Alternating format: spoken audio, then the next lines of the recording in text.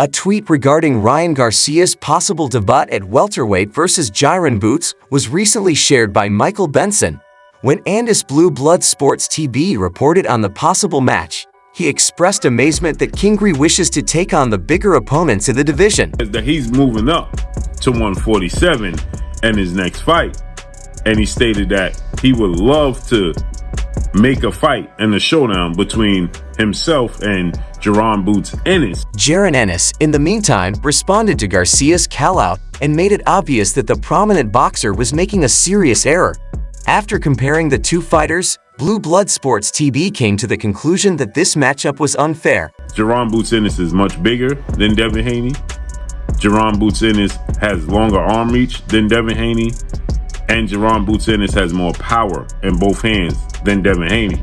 It seems like Ryan Garcia made a terrible mistake by agreeing to fight Jaron Ennis, but what did the experts think of the contest, and how long will it last? Watch this video to find out. Ryan Garcia is taking bold chances as he prepares to enter the welterweight class. After defeating Devin Haney in a surprising bout on April 20, the star boxer declared at the post-fight news conference that he was done with the lightweight division. Garcia talked about how hard it is to gain weight and said, "I'm moving up. I'm not doing 140. I'm going 147. I am unable to produce __140. I've tried every trick, but my body can't possibly get any lower than 143. Therefore, I've never even technically battled below 140. Garcia's decision to go up to welterweight is perhaps the smartest one he has ever made. His convincing victory over Devin demonstrated his tremendous power, which he can use to its fullest advantage as he advances. However, the opponent he chose raises some red flags. I have to do to not get hit. Ryan, 140. Did he hurt you at all tonight? 147. Who's at 147? You got a lot. Boots. All right, let's run it with Boots. Jaron Boots Ennis, the current IBF welterweight champion, is best described as an elite of the class. He has already established himself in the ring by challenging former undisputed champion and pound-for-pound leader Terrence Crawford, who turned down Boots as a possible opponent due to his immense power and technical skill. Jaron Ennis responded to Garcia, calling him out by calling Garcia food, issuing a stern warning that challenging him to a fight wouldn't go over well with Garcia. In addition to verbally taunting Garcia, Ennis also cautions him that he is a simple mark, avoid the area or suffer the consequences. Ennis, a formidable force in the welterweight class, is renowned for his technical skill and explosive power.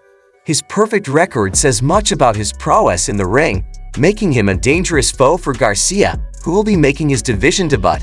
By using the word food, he seems to be suggesting that he doesn't see Garcia as a real threat, but rather as a chance to show off his superior abilities and win with ease, solidifying his place at the top of the welterweight division.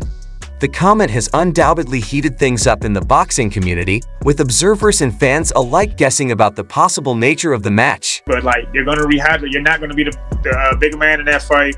I think Boots is probably just as it's probably more athletic than Ryan. Michael Fox, a professional welterweight boxer, expressed anger at facing Ennis in his 147th fight. Moving up to face the experienced and dominant welterweight Ennis means that Garcia won't be the bigger man in the ring, according to Fox. He suggests that Ennis, who is used to the weight class and is known for his strength and power, will benefit greatly from his size and rehydration. This could be a major disadvantage for Garcia, as Ennis has a reputation for overwhelming his opponents.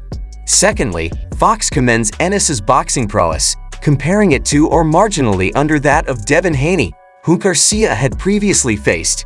This comparison suggests that Ennis not only meets but may even surpass Garcia's technical proficiency, posing a serious threat to Garcia's boxing prowess. Furthermore, Fox projects that Ennis will prevail via knockout, explaining that Ennis is a fantastic boxer with strong hitting talents, particularly in the welterweight class, and has a track record of effectively eliminating elite welterweights. Fox is skeptical about Garcia's ability to box and counter Ennis's forceful and aggressive style. He believes Ennis will control the fight from the opening to the closing phases. Fox also discusses the psychological side of things, implying that Garcia would be terrified of Ennis's strength, especially his powerful left hook. This mental strain could influence Garcia's performance, making him cautious and possibly less effective in the ring. Other experts have also cautioned Garcia about confronting Ennis. Renowned boxing analyst Blue Blood Sports supports the fight but has expressed concerns about Ryan Garcia's choice to take on Ennis.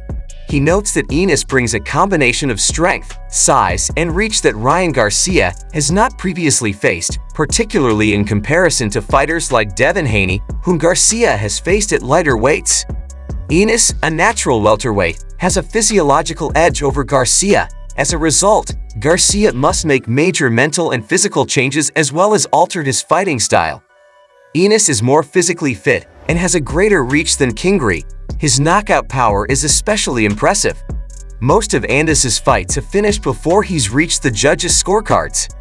Garcia has always depended on his quickness and accuracy when lifting smaller weights, but facing a knockout artist like Ennis might be a test of his attacking prowess.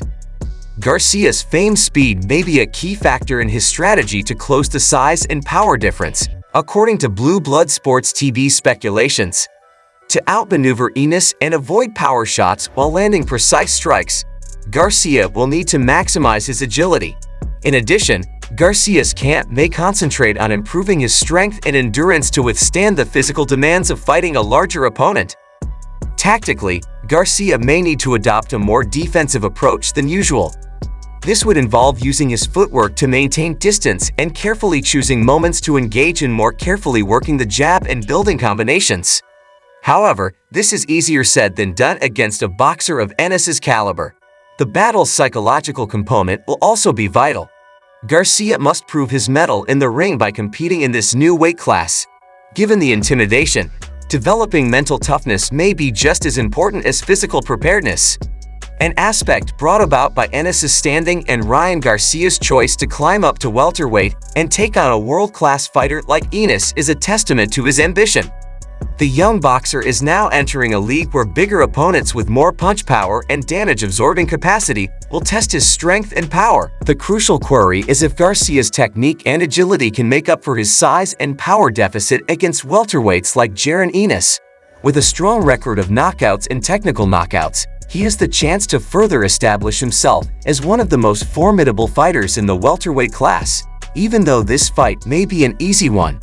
Ennis is a powerhouse fighter whose style is defined by forceful power punching and a strong defensive approach. In this weight class, fighting someone as well-known and inexperienced as Garcia gives Ennis the ideal stage on which to establish his dominance and possibly draw bigger fights. The tactical battle will be interesting. In order to avoid drawn-out fights where Ennis's strength might be decisive, Garcia may use a hidden move strategy. Ennis, on the other hand, is likely to try to close the distance by using his strength and reach to deliver potent blows and test Garcia's durability at the new weight. In addition to the tactical and physical components, the two fighters' psychological warfare will be extremely important. Ennis has already started playing mind games, treating Garcia like food, implying that he thinks Garcia is an easy target. Given the contrasting styles and stakes, Garcia needs to demonstrate that he is not intimidated and can handle the pressures of fighting in a heavier weight class. This fight is expected to be a major spectacle because, for Ennis, Garcia's victory would silence doubters and establish him as a legitimate threat in the welterweight division. Destroying Garcia could open the door to more lucrative bouts and possibly even a shot at a title in the near future. The way fights in this weight class are approached may change due to Garcia's quickness and movement, or Ennis's strength may prove to be too much, reinforcing the welterweight division's historical dynamics. It is certain that both fighters have something to prove to themselves as well as to their supporters and detractors. This fight could be a turning point in their careers, full of thrilling moments and unexpected turns that the boxing community will talk about for years to come. I'm moving up. I'm not doing 140. I'm going 147. I can't make fucking 140. I never even technically fought at 140. I fought every time at 143. My body can't. Apart from presenting a personal challenge, King's move to welterweight might also have tactical benefits. Some of the most illustrious boxers in history have competed in the welterweight class, which has long been one of the most competitive settings in the sport. Garcia's entry into this field, as well as his large fan following and media presence, have the potential to raise the division's profile and spark fresh enthusiasm. Because of his fighting style, his welterweight bouts become must-see events, maybe attracting even casual fans. If Terence Crawford moves up to 154 pounds, it will open up slots for big-name fighters and exciting bouts that will draw in boxing fans. Garcia might be leading the charge on this change. For example, fighters in the same weight class who could have been overshadowed by household names like Crawford might see Garcia's entrance as a great chance to boost their reputation. Garcia's addition also raises the possibility of fascinating stylistic matchups. Potential challengers Errol Spence Jr., Keith Thurman, and Yordenis Uvis would test Garcia at a heavier weight and give spectators thrilling bouts of style and strategy. Furthermore, Garcia's success as a competitive welterweight could encourage other lightweights or super lightweights to consider going up, which would revitalize the talent pool in the category. Ryan Garcia's possible promotion to welterweight might spark a younger, more exciting period of domination in the division, entirely redefining rankings and legacies through matchups. How do you feel about this? Is this the best thing Garcia's career could do? Who should Garcia fight next, in your opinion? Tell us in the comments below. That's all I have to say for now. Remember to like, enjoy the video, and we hope to see you in the next one. To ensure that you never miss out on the most recent updates, please subscribe to the channel and activate the bell.